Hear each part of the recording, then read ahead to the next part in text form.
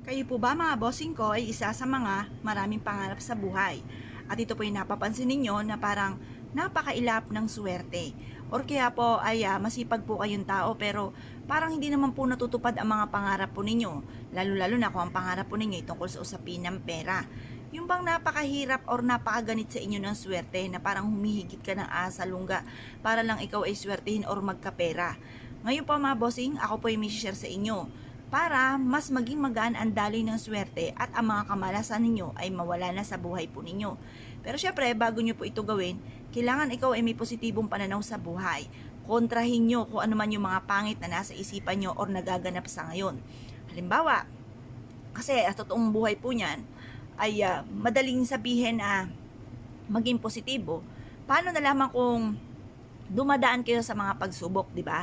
Nakaka-relate po ako dyan. Kaya lang po mga bossing, masasabi ko lamang po sa